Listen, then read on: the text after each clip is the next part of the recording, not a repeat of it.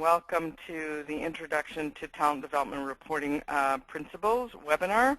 We're delighted everyone could join us today.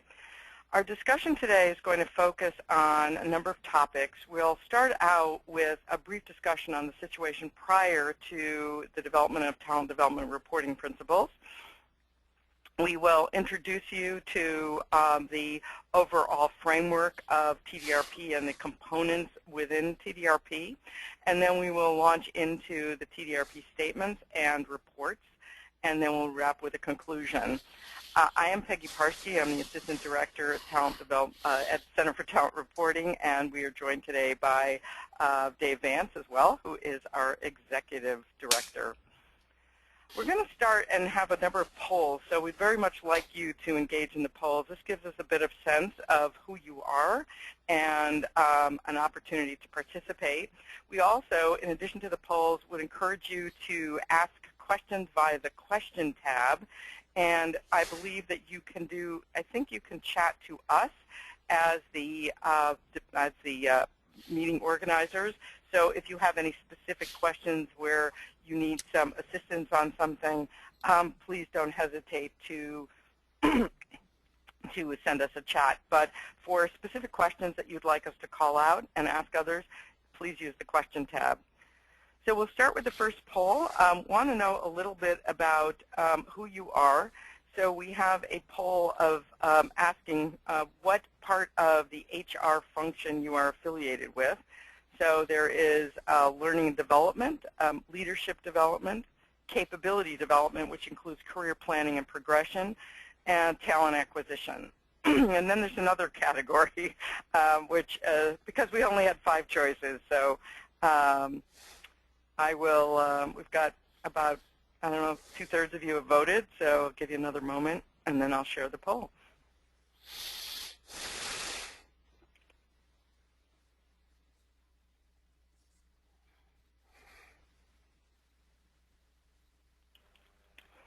All right, so I think we've got most of you having voted, although they're still coming in.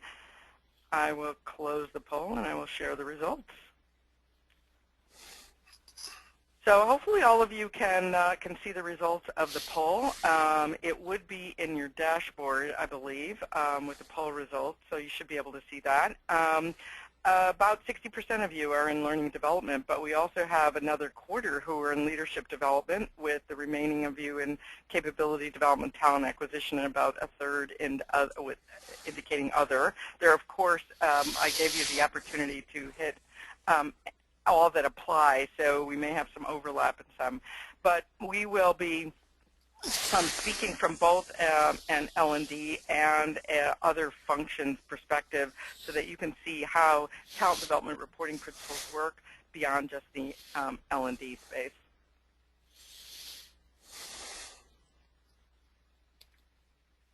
We always want to start with a thank you to our sponsors. We are an organization that is funded by sponsors and members. We always like to acknowledge our founding organization, Knowledge Advisors, who was recently acquired by CEB, so it's now Knowledge Advisors, a CEB company, and our founding gold sponsor, Oracle. We have 3 founding silver sponsors with Cigna, Skillsoft, Tata Interactive, and then we also have, as you'll see on this next page, a number of founding bronze sponsors, as you can see on the page. So we're very grateful to them and for their involvement and their guidance as part of the Center for Talent Reporting. Peggy, it's Dave. Sorry to interrupt, but I'm still seeing the poll instead of the slides. Oh, thank you. No problem. Yes, this is, all right. We should now be, can you see the slides? Not yet. Now we're back to the opening page. Now the slides are back. Okay, so it takes a moment. So thank you, Dave, for the for the adjustment on that. We're using the polls for the first time today, so you can see we're still getting a little bit used to the polls.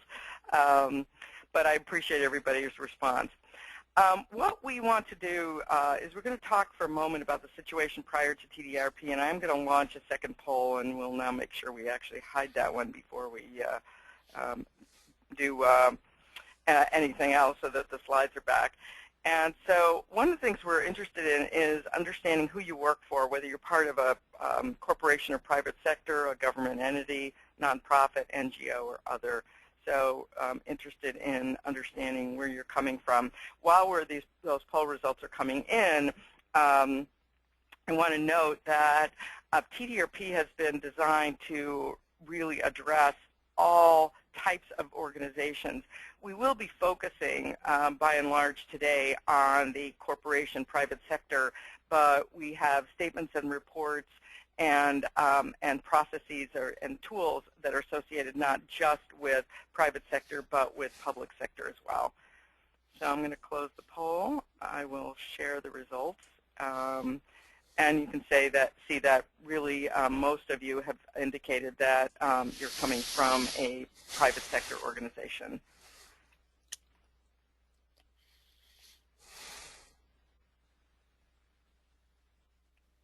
Okay. Dave, are we back to the slides? Not yet. There we go. All right, thank you. So, situation prior to TDRp. The reason that we are here and that we are doing this work and that ideally that you'll be joining us in this journey is that there really wasn't, prior to the work that we've done here, is no agreed upon standard for how we would report human capital. And if there's no agreed upon standard for how you report it, then what we also have discovered, and we had assumed in the beginning, but we've learned it through the work we've done with a number of organizations, is that there really isn't any standard for managing human capital either. Every organization has its own approach and its own process. And what we also knew is that there is no answer to these common practical measures in terms of what organizations should measure when it comes to human capital. Which measures should you use? How are they defined? Every organization was pretty much defining its own set of measures as they develop them in their own organization. And the reporting was certainly very much ad hoc, each organization making up its own set of reports, how they would be reported, the way in which they would be reported. There weren't really any answers to the question of what do senior leaders want to see. So in many cases, senior leaders, particularly those who were in the business, were not seeing much of anything in terms of reports. I've had the opportunity to talk to a number of business leaders, and when asked, what do you get from your HR function, oftentimes the answer I get is precious little. So really there wasn't very much that was really out there to answer that question. What do we do with these reports once we have them? So one of the questions that really was, I think, we've discovered, and we knew before we started the center, was that there really wasn't any guidance on how to use the data in the report as opposed to, just looking at them and monitoring them. So there really wasn't guidance on the management of them. And how do I show the value or impact of HR initiatives? So we really didn't have any answers to these common questions.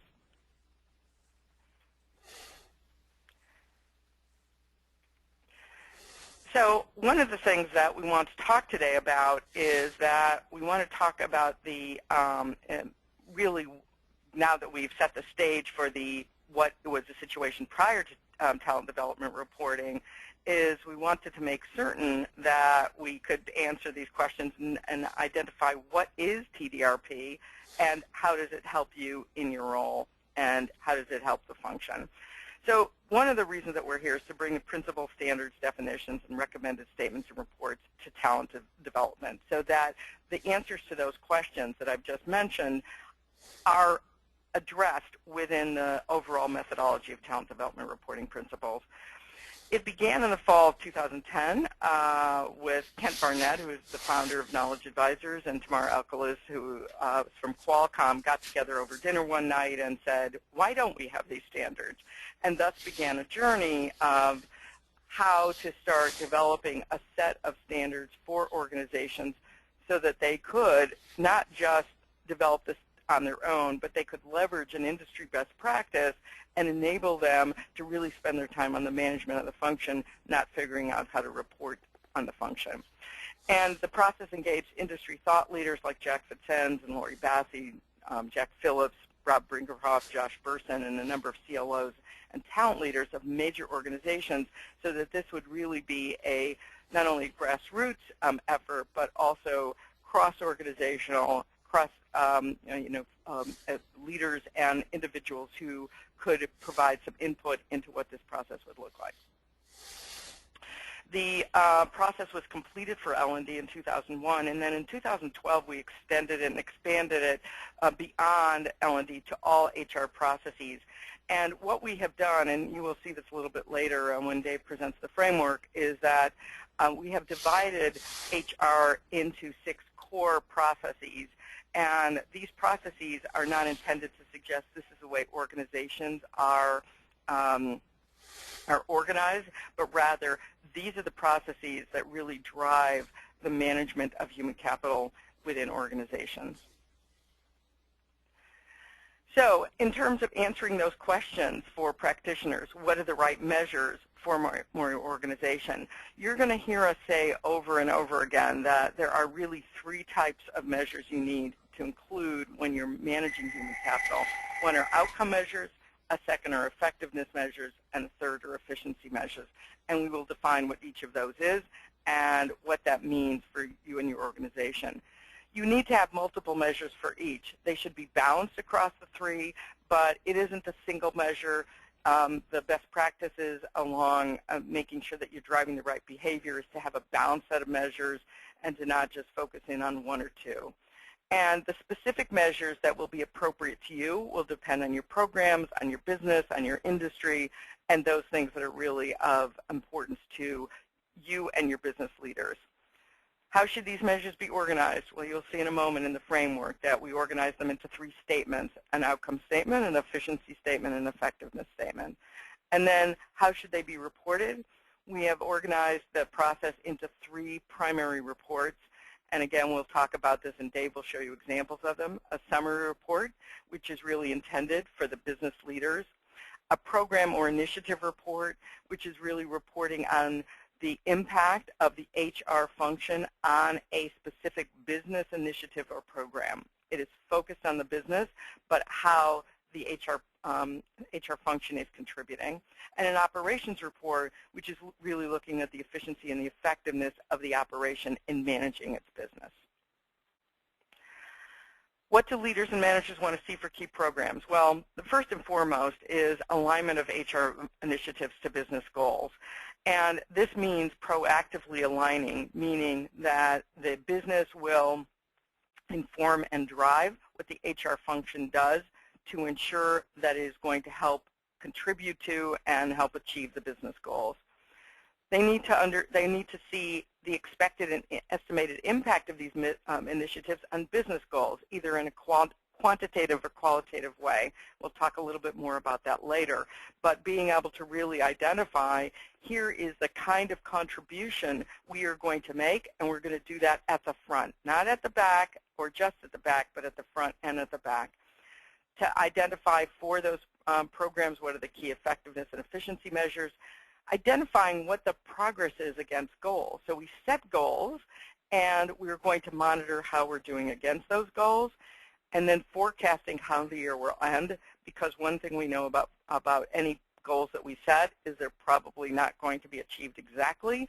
So if that's the case, how are we going to end the year? And then, as I mentioned, 3 statements, 3 reports, the capture report on these measures.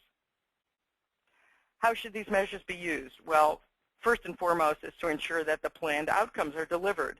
This is about managing the function. This is not about monitoring. So we want to make sure that we are acknowledging where we are relative to the goals and that we were delivering on what it is that we committed to. We want to make sure that these programs are running efficiently and effectively. We're using the right resource, and we have quality in the programs, and as a result, we're delivering something that is of value to the organization and reaching the people it needs to reach. And then, of course, in short, and you've all heard this, to run talent like a business, and that's what we mean by running talent like a business. It's around planning, it's execution, and it's around managing the function day to day and engaging the business leaders in that process. And so the TDRp statements and reports are designed to facilitate this. And you'll see in a moment as we go through those, showing the business and the HR goals, the progress against the goals, a forecast for how the year will end. And what we will show you is where you have flexibility. So there's significant flexibility so that you can adapt TDRP to your organization and what matters to you. So summary, I've been talking about it already. It helps you run talent like a business, meaning you're identifying the goals, you're aligning to the human capital initiatives to those goals. You're getting agreement on the expected impact and other measures of success. So we're not making investments without an agreement between you and the business as to what those outcomes are going to be, so you can make the appropriate investment decisions. You're going to execute with discipline, and you're going to manage the planned results. Who's the target audience for TDRP? Well, it really is all talent leaders and managers. But it's also this, so it's the individuals who are managing the programs, they're responsible for it, they're involved in those programs day to day. Also critical, senior talent leaders, your senior VP of HR, your chief learning officer, somebody who heads up talent acquisition, department heads, people who head up these other processes. But this is kind of last but not least is that the senior organizational leaders are a key target audience. This is not about talking to ourselves. This is about having meaningful conversations and getting the handshake with the business, whether it's the CEO, your chief financial officer, your executive VPs, your senior VPs, governing board. These are the key leaders who are the recipients and the beneficiaries of the reports, also recognizing that there are going to be different reports for different audiences. So before I pass the ball over to Dave, we're going to do one more poll. And want to know your perspective about, do you feel that you run HR like a business, given the definition that I've just provided?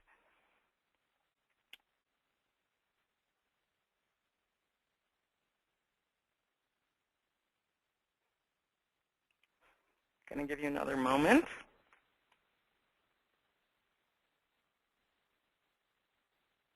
Okay, I will share the results. I'm going to close the poll and share the results.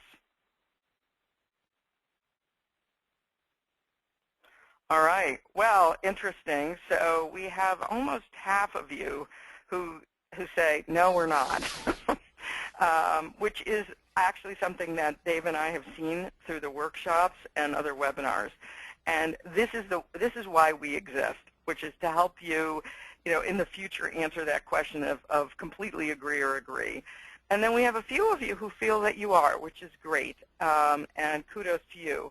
We'll be interested in getting your feedback and understanding later on in the session whether or not you feel that you are running it in a business the way we've identified here.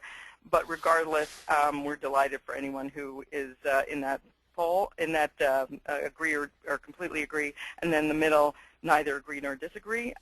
So you'll get to see what you could be doing to move into one of those camps.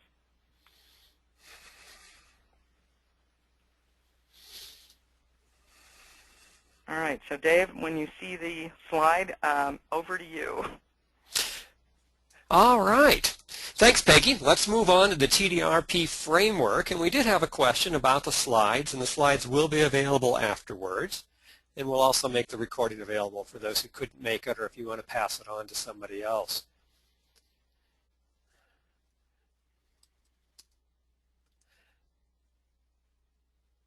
So let's take a look at the executive reporting focus here and see what the framework is for TDRP. So what we suggest is that you start at the bottom with your data sources and systems, and then in the future, once TDRP is widely employed, you would use common standard definitions for common measures and extract those from your data, organize the measures into 3 statements, and then pull key measures from those 3 statements into the reports, management reports, just like you have in your organizations for other things. So the focus for TDRP is in that middle box area from the data up through the statements and reports. You'll notice over to the left-hand side We acknowledge that people are using many different methodologies for their program and initiative analytics in the learning field. You might be using a Brinkerhoff or Phillips or Kirkpatrick methodology. And we're not recommending one over the other. We're agnostic with regard to that. We hope you're using the appropriate ones for whatever you're doing. But the framework that TDRp provides encompasses all of those, so they all have a place in TDRp. And over to the right, we also realize you use a lot of system-wide analytics for gathering and processing data. And there are a lot of vendors and consultants out there to help you with that as well. Again, TDRp is not recommending any one of those. They're all helpful, and TDRp is compatible with them. So our focus is going to be in this middle area. And the reason we're doing this is not that we think measures are an end to themselves. They're a means to the end, as Peggy has said. And the end is really the better management of human capital and talent reporting, to get to the summary conclusions and actionable recommendations, to identify steps we need to take to improve and deliver on plan. That'll be the focus for TDRp. So at a high level, that's what the framework looks like. And expanding it out then across all 6 processes that Peggy mentioned earlier, it looks like this. So in this diagram, we simply highlight more data sources at the bottom of the page. So you probably have some of those in your organization. And again, in the future, rather than people coming up with their own names for measures and their own definitions for those measures, wouldn't it be nice if we had the kind of standards that accountants have, and there is agreement on industry names for measures and industry definitions? It would save us all a lot of time. And we'll use those measures from these 6 process areas, talent acquisition all the way through total rewards on the right-hand side. So TDRp is developed and built out across all 6 processes. We recommend everyone has 3 types of measures. So at a minimum, you need some outcome measures. And that's going to focus on your organization goals and your impact on those goals. You should have some effectiveness measures about quality. And you should have some efficiency measures about how efficiently you're doing, the cost, the number that you're putting through. And we're going to organize each of those into statements. So all the outcome measures go in an outcome statement, all the effectiveness measures go in an effectiveness statement, and all the efficiency measures go into an efficiency statement. In that sense, even easier than the financial statements. So we have our version of statements, just as accountants have their 3 statements. And then from those statements, pull out the key measures that you need in the various management reports to be used in the active monthly management of the function. So for the head of a function, that would be the talent development executive, like the chief learning officer, or the head of total rewards or compensation and benefits. Whatever the department is, the department head would need reports to manage their department well on a monthly basis. And they should want program reports to see how they're doing in delivering key programs in support of the most important goals of the organization. They should want to know how they're doing enterprise-wide on efficiency and effectiveness measures, and those will be contained in the operations report. And then a report for the very most senior executives, the CEO, CFO, SVPs, perhaps only on a quarterly basis, taking the key measures from all 3 statements. And we'll show you examples of all these. But that just gives you an idea of what the framework is. So the goal has been to produce reports which are used by managers and senior leaders in the active management of the function to deliver your planned results effectively and efficiently. That's what we're doing here. Okay?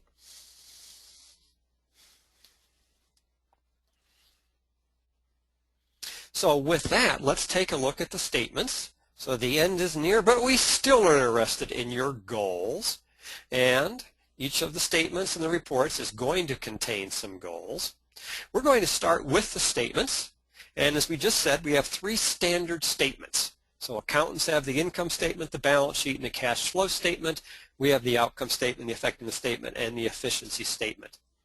Now, we'd love for standard measures with standard definitions to be used, and we have 600 available in our measures library, built on the work, as Peggy said, of all those who have come before us.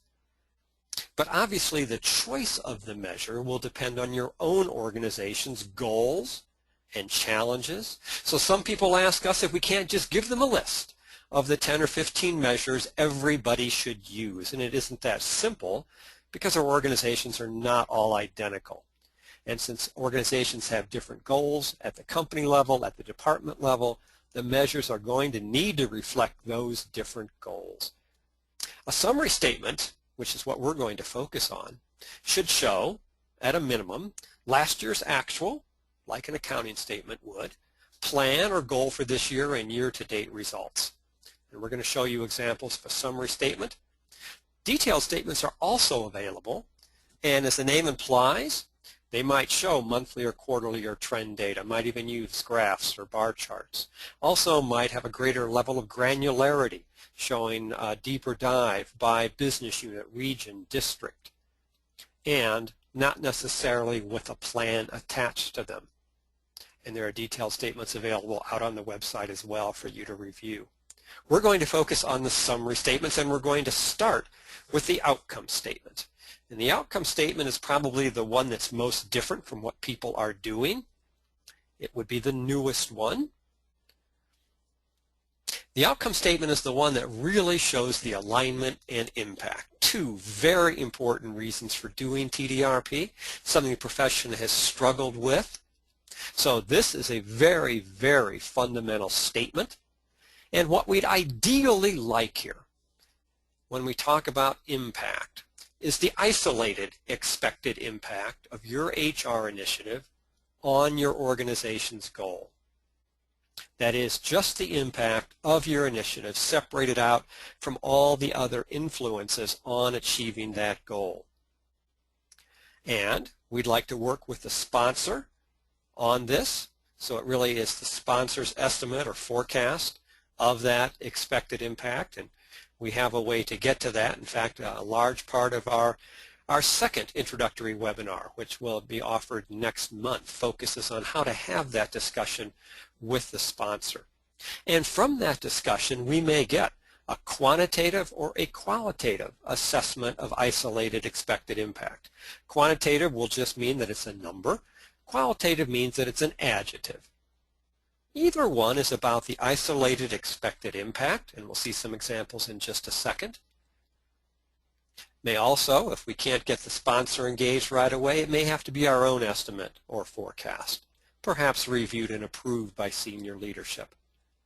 And if we simply cannot get to the isolated expected impact, then we at least need to agree with the sponsor on a proxy for impact, some measure of success.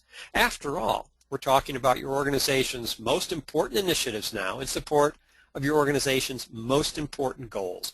And for those key programs, why would you want to proceed if you can't get any agreement up front with a sponsor on a measure of success? We think that is a sign that it's likely to fail, and you don't want to be in that position at the end of the year trying to justify your investment in something. We want to be in line with the sponsor and senior leaders up front at the beginning of the year so we're all on the same page and we've all agreed on what we expect to happen and on our roles and responsibilities that are going to be required to deliver on that expectation. Far more than just delivering a class or e-learning. So a lot else has to happen to get people to apply what they learned, if it's in learning, or to follow through if it's in other areas of HR, to get the impact on the organization that we want. So very important to work with the sponsor and senior leaders up front to lay it out, get agreement on what's going to be required to have the expected impact. All right?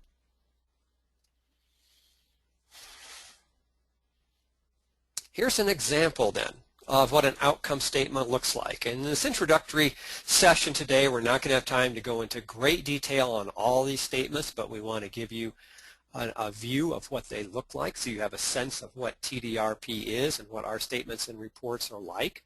And then in future webinars and workshops and conferences, we can get into more detail on how to create all of these.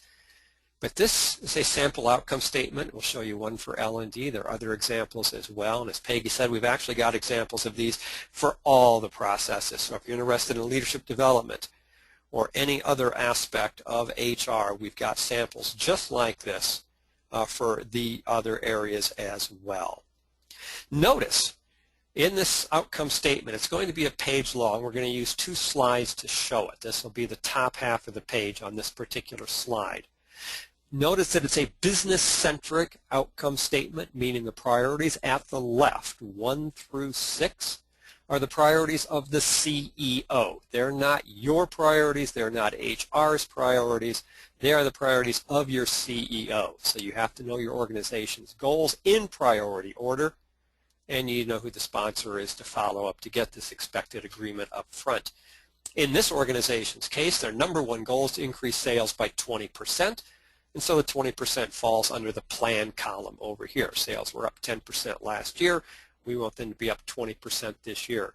And in this case, the sponsor and you agreed that learning could have an impact this year. It might not always, but for this coming year, you believed it could. And in this case, you were able to reach a quantitative assessment of isolated expected impact.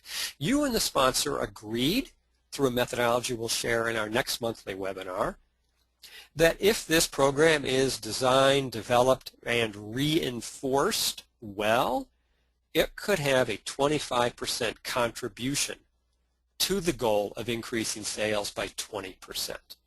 Well, if you can get an agreement up front with a sponsor on a number like this, which of course is just a forecast or an educated guess about next year, but by the way, that's exactly what a business plan is for next year. And all your colleagues are doing something similar every year in putting their best guesses into a business plan for next year. So in this case, we and the sponsor believe that training could contribute about 25% to the goal. 25% of 20% would be a 5% increase in sales due just to this training program. So that's the isolated expected impact of training is a 5% increase in sales. Now, wouldn't it be nice to have that kind of clarity up front at the beginning of the year? Certainly enough to get the attention of the marketing people, also enough to get the attention of your CEO. You are about to play a major role in achieving the company's goal of increasing sales by 20%. So it's good to have everyone on board up front with your expected impact. The 25% here, resulting in the 5% here, tells people that training alone is not going to get you all the way to 20%, so no one should expect you on your own are going to deliver all of it. The head of sales better have other ideas on how to get to the 20%, including the impact the economy and competitors may have on that. But it also tells you that you will have a measurable impact. It's not zero. You are going to play a role. And oh, by the way, therefore, if they were to cut your budget later in the year, you will not be able to deliver the 25% contribution or the 5% increase in sales. So we just have clarity on that up front. That's what's expected of training. That's our best guess, roughly, of what kind of an impact we expect to have. Something around a 5% increase in sales. Now, maybe that's 4%, maybe it's 6%, but it's something around there. It's not all 20%, and it's not 0%, it's not even 10%. It's something about 5%. Next goal for this company's case is an HR-related goal, increase engagement score by 3 points. Here it was agreed with the sponsor, who may be the head of HR, that if every employee gets some training, gets some learning opportunities, it will have an impact on their engagement, but not a very large one. So this is an example of a qualitative assessment where we didn't try to put a percentage contribution to it, simply agreed out of 3 choices, low, medium, or high, it'd probably have a low impact, meaning in this case the head of HR better have some other plans in mind to achieve a 3-point increase in engagement, because although learning will play a small role, it's not going to get you to the 3 points. Again, just so we all have clarity up front about what you can expect from training. Now this next one goes the other way, safety. Reduce injuries by 20%. And in this case, the sponsor, and you agree that for this next year, training will play the dominant role, the key contributing factor to reducing injuries by 20%. And if training can lead to a 70% reduction in injuries, then that'd be 70% times 20% is a 14% reduction in injuries due just to training. Well, you see how it goes and you get an idea, whether it's a quantitative assessment or a qualitative, sometimes none planned. Sometimes, like down here, you see there is not a line called impact of L&D initiatives. It's application of key behaviors. It's a proxy rather than an isolated impact. And in this case, we and the sponsor, the best we could do is agree that if 95% of the participants applied the key behaviors in the first month, it would certainly have an impact on increasing satisfaction by 4 points, but we couldn't isolate the impact. Nonetheless, we are on record with the sponsor as shooting for an application rate of 95%, something we can measure and hold ourselves accountable to. So you see the power of the planning and the process, the discipline process that TDRp brings to this. Now let's go to the next slide, which is the bottom half of this statement. The bottom half of the statement then includes some additional priorities. Maybe they didn't make the top 5. Maybe these are some things like compliance that you do that are very important but don't make the CEO's top 5. Or maybe you have some HR goals from the SVP of HR that you're working on that you'd also like to highlight. Again, TDRp offers the flexibility at the bottom of the page to include some additional goals and your impact on them.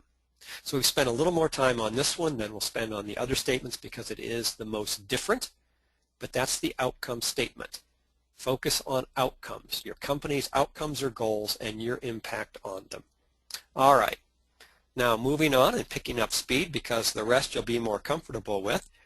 You can look at an outcome statement for talent acquisition if you want. That'll be in the slide deck as well. You might just notice on this one, although the format is the same, at your option you can choose to list the individual programs and you might show how many people are participating. Don't have to. We didn't on the previous one for L&D, but at your option, if you think it helps tell the story and be beneficial, then you can add some detail. All right. Let's go on then to the other 2 statements. The effectiveness statement is just going to show the effectiveness measures. Here you see what those measures are for the different processes, so you can look at the process of interest to you and see what examples are of effectiveness measures. Remember, these are the quality type measures. So you've got some examples in mind for whatever area you're in. Now let's go on to setting up the statement.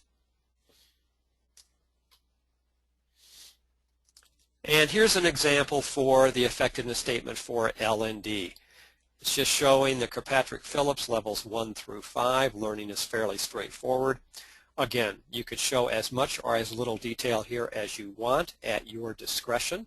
It's simply saying if you're doing this for L&D and you've got level 1 or level 2, that is satisfaction and amount learned, this is where it goes. Notice over here the format is the same on the right-hand side. All the statements have the same format for the columns, just like financial statements do, so we have a standard approach. If you don't do levels 3, 4, or 5, then you don't include them. So whatever you do in terms of measuring effectiveness for L&D goes here. Pretty simple and straightforward. And many of you are already doing these, but you may not have a plan in place. So most organizations are already tracking effectiveness and efficiency measures, so you know what they are historically, like for last year or year to date, YTD, but you didn't put a plan in place perhaps. So TDRp discipline says if it's really important, you need a plan for it. All right, efficiency is up next. So take a look at what some of the efficiency measures are. Number of participants, number of new hires, number of performance discussions, number of promotions. You get the idea. Efficiency about number of, utilization rates, courses, acceptance rates, span of control, costs, completion dates. All those are examples of efficiency measures. Okay, and what does an efficiency statement look like? You know you're going to have the same columns on the right-hand side. That doesn't change. And whatever efficiency measures you've chosen that you need to help your department head manage, given their goals for the year, comes in over here. In this case, for capability management, we've got some grouped by cost, career development, and bench time. The answer to the question of what efficiency or effectiveness measures should we use is generally answered by your department head's goals. Ask them what their goals are. Once they tell you what their goals are, then you should have excellent clues on what measures to track that they're going to have to manage to achieve the goals they just stated. Okay? So now we've got the three statements. You have an idea of what they look like. Life gets easier now because the reports simply pick key measures from those statements. So moving on to the first report, the summary report. We got the three reports here. The summary report is going to simply show the goals and the impact on those goals taken straight from the outcome statement. So once you've got the outcome statement done, the top half of the summary report is easy. You just pull them over and add a forecast column on the right-hand side. But your work was done when you put together the outcome statement. Now you just pull that right over and put it into the summary report. The summary report, remember, is the one best suited for a CEO, a board of governors, the SVP of HR, those who want the big picture. They are definitely going to be concerned about your alignment and your contribution to the company's most important goals. So the top half of a summary report gives them that. That is their starting point. Do you know what my goals are and what can you do to help me achieve them? The bottom half of the page, represented on our second summary report slide, gives key effectiveness and efficiency measures. So this lets your senior leaders, your CEO and others know that you are managing for effectiveness and efficiency.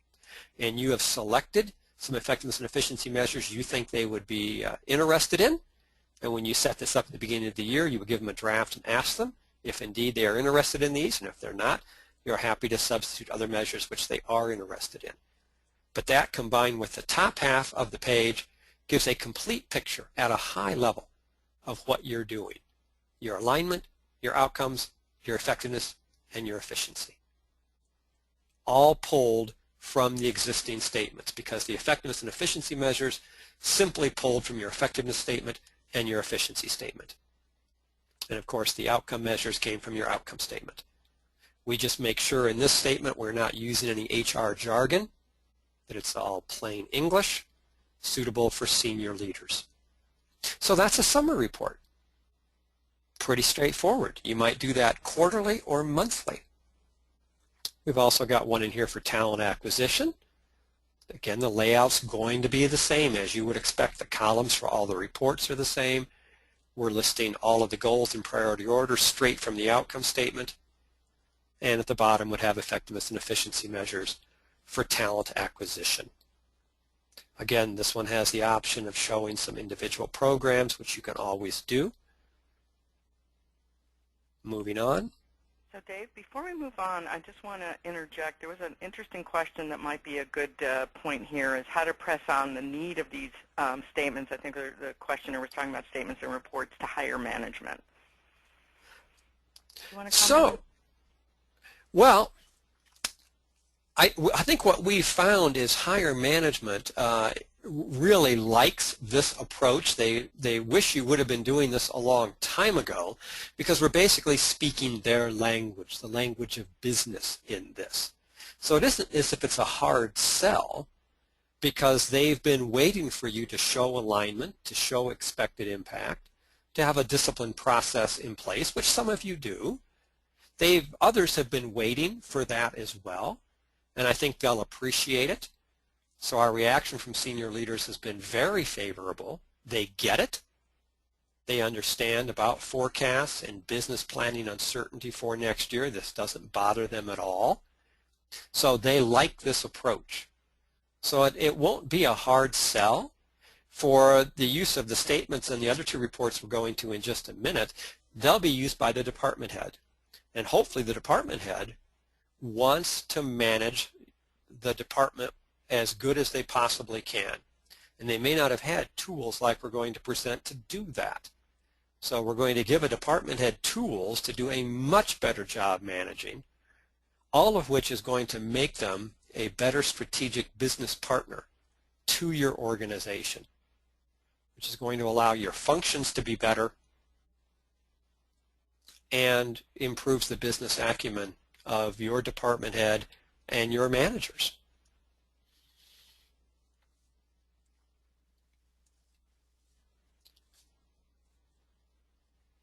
The next kind of report is a program report. So now we're talking about reports to be used by the department head in dedicated monthly meetings. Some of you are doing that today, we know. Others, that may not be happening today. But again, we're going to focus here not on every single program or initiative that you're doing, because for some of you that would be far, far too many to do. But thinking back to what the CEO said the company's most important goals were, and to your discussion to the sponsors about whether you could help support them. For those key programs in support of the key goals, wouldn't you want a report to show you how you're doing on a monthly basis so you can take corrective action during the year to stay on plan and to deliver the planned results as effectively and efficiently as you can? So this is an example of a program report for that safety initiative we talked about before, reducing injuries by 30%. We have the sponsor's name, the expected impact of learning, in this case a 60% contribution to give us an 18% reduction in injuries. That's what we think could be achieved if we do this right in conjunction with the sponsor. This would be on one page. The top half of the page is on this slide where we set the goals for the year. So in this case, we've identified we need to deliver and develop a number of courses to improve the safety. We've got some metrics here, some efficiency metrics here. We've got the effectiveness metrics here. For reports, though, you can customize them so you can lay them out however you would like. But we have effectiveness measures here. We need these programs to be very effective. We need to touch this many people if we're going to have this kind of an impact, an 18% reduction in injuries on the company goal. That all ties together. And then the bottom half of the page is what's updated every month. The top half is set at the beginning of the year, reflects your plan for the year. The bottom half of the page then, the next slide, shows how we're doing every month. So here's June year-to-date results, how the company is doing with regard to injuries, how you're doing against plan for putting people through the courses, completing them on time, what kind of effectiveness measures, including application, you're getting, and over here a current forecast. All reports will have a forecast column or row. So here's the current forecast by the program manager. And you can look at this and see how you're doing. Are we on target at this point in the year? Are we delivering to enough people to hit our plan? Is the effectiveness, the quality, what we thought it would be? And if it's not, there's time to do something about it. We have 6 months left in the year. Let's identify what needs to be done and do it. The N is simply the sample size since we're asking questions here about quality. That's an example of a program report. Let's finish then with operations reports. And then you'll have seen the 3 statements and the 3 reports. Here's an operations report for L&D. And here again, we're pulling from the effectiveness statement and from the efficiency statement. So we're pulling the key effectiveness measures. We can use HR jargon here because it's for the department head and managers to use. So more than you would have shown in the summary report to the CEO, because the department head wants more detail. And these are going to be the effectiveness and efficiency measures aggregated across all programs around your area of responsibility. Like the enterprise, if you have enterprise responsibility, it's the average level 1 across the enterprise. If you wanted to know by program, that was on the previous program report.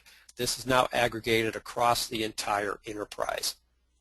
So this is a great report for the department head to use to get a picture of their effectiveness and efficiency across everything they're doing in the organization. So there is your quick review. And I know we went fast, but hopefully it gives you an idea of what TDRp statements and reports look like and how they might be used. And in future webinars, we dive into greater detail on how they're created. Peggy, back to you. Thank you, Dave. And there have been a number of questions. I've been furiously answering the questions while you've been speaking, and have, I think, responded to most of them. There was a kind of a follow-up, though, to your question about, you know, if management is kind of aware of this approach, then they may like it. But how do we? Essentially, the question was, how do we introduce them to it if they're not aware of it? What's the best way to make our senior leaders, particularly in the business, aware of how we might report and demonstrate how we're managing the function differently? Yeah, I think the tack we would take on that is whether it's in a one-on-one conversation or you have an opportunity to make a short presentation to a group of senior leaders, I would lead with the department wants to try to do a better job of managing like a business. And what that means is that you're going to do a more proactive job up front, aligning to your organization's goals, having discussions with sponsors, putting a plan in place, which you'll share with everyone, and then through reports, disciplined execution to make sure you deliver. The bottom line results to your organization will be greater impact for any given level of investment. So if you want to get the attention of your senior leaders, this isn't about asking for more staff or more budget. This is about using whatever you currently have to produce greater impact and be of greater value to your organization. And I think that's a message they would be eager to hear. Great. Thanks, Dave. That's good. We're going to do the last poll because now you've got a sense about how talent development reporting works and what the overall approach and methodology is. Admittedly, this is high level. This is an intro session.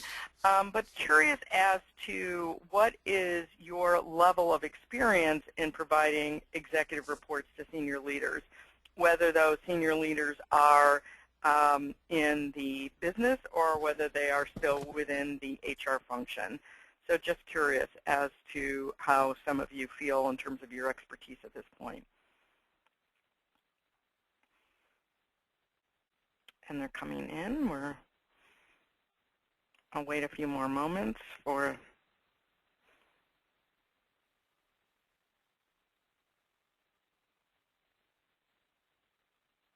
Okay, I'm going to close the poll, and I will share the results. So you can see from the results that, interestingly enough, nearly half of you have moderate to significant experience in providing reports to senior leaders. And perhaps you may want to make comments in the question tab about how successful you feel that's been, any tips or techniques or things you want to share with the rest of the group. But one of the things that we found is that by using talent development reporting principles, it does create a discipline in the organization and a consistent way to do this.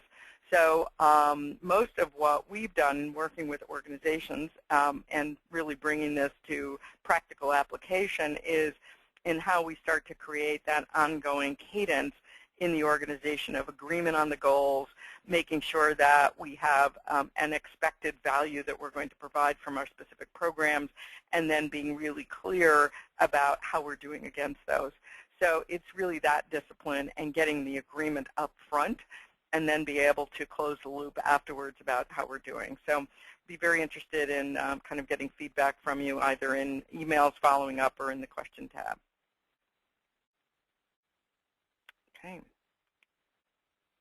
So we're going to just wrap up with a couple of comments here about the fact that, as you can see, talent development reporting is designed to meet the reporting needs for human capital. It's a very consistent, simple approach. The approach is very straightforward. It is, of course, easier to talk about than it is to implement, but we've really tried to keep it to something that is really not too convoluted, but very straightforward. And we are, as we've Dave and I have both talked about using standard definitions. So we have in our on the website, the Center for Talent Reporting.org. So if you haven't been there, you should definitely go there. I was directing several of you in my responses to questions there. We have a measures library with over 500 measures in it that highlight effectiveness, efficiency, and outcome measures. The outcome measures are, you're going to probably see some that are very familiar to you. You may not see the full set of outcome measures because those will be very specific to your industry, very specific to the needs of your business. But the effectiveness and the efficiency measures are pretty timeless, and they are ones that will apply to pretty much any talent function. As we mentioned, you create the 3 standard statements using these measures. Dave talked about the outcome, effectiveness, and efficiency statements that are really ways to collect and gather and start to see what, and kind of put in one place what those measures are and what your performance is against those measures. And then the customized reports, which are those that really go to the senior leaders. A little bit about us. We were established in 2012. I mentioned that we got started with this work in 2010, expanded to all talent processes in 11, and then we officially formed the Center for Talent Reporting in 2012. We're a not-for-profit, and we are an organization really that is a member and sponsor-driven. So that is how we get our revenue, and that is, our approach.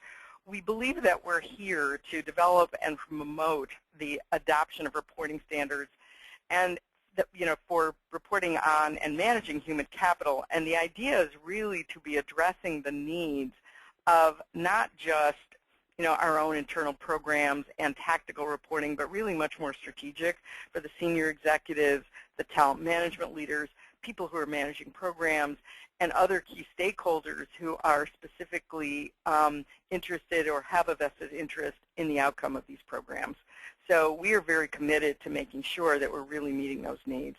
We have a 9-member board of directors, so we're governed by that, but we also have a standards committee and advisory council, and we really reach out on a regular and ongoing basis to our members and to our the board and the advisory councils to continue to get feedback and continue to evolve what we do.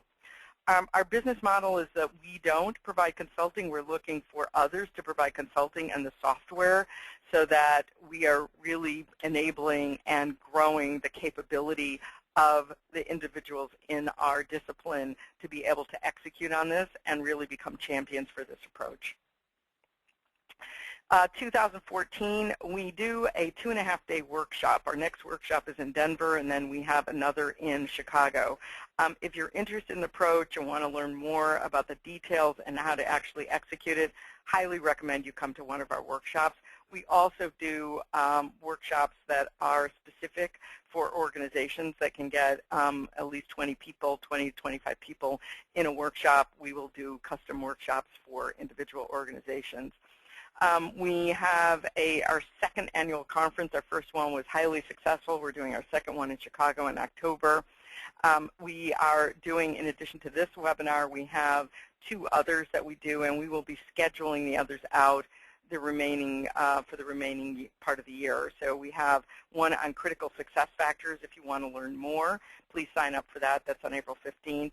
And we have implementation guidance, which is for our members only. And membership is very inexpensive. You'll see from the website, $2.99. So feel free to join. You then can avail yourself of our members-only webinars, which are really kept fairly fluid and where we really pose specific questions and uses more of a dialogue with our existing members. We have a certification process that's underway. We will be announcing some of our first certified candidates this month, and we also have vendors providing software products employing TDRp, and we will be announcing those on our website as well. And accreditation is a process that we have specifically will be, it's the next, really this kind of the next step up, which is where an entire organization gets accredited for the application of TDRp. And I see that a question came in of, will we list the vendors who are providing software products? We will. We have 2 vendors that will be certified, and their names will be on the website, I would say within the next 3 to 4 weeks at the outside. And what we've added in 2014 is a community practice that we're going to be implementing, and we also have a focus on business acumen. So if you want to learn more about us, I very much encourage you to go to our website, centerfortalentreporting.org. You can get a number of free resources there without being a member, and we'll give you some ideas of what what we do and what we're about. You can get a list of the measures, and you can get some of the statements and reports in PDF format, and some guidance on implementation, and of course all of the events and registration. And if you need more information, don't hesitate to contact either Dave or myself, and we'd love to see you at an upcoming workshop or at a follow-up webinar. So thanks everyone for your attention today, and we're delighted you were able to join us. We will be sending out the slides to everyone who attended, so look for that. Will be coming out in an email from me later today. Thanks, everyone.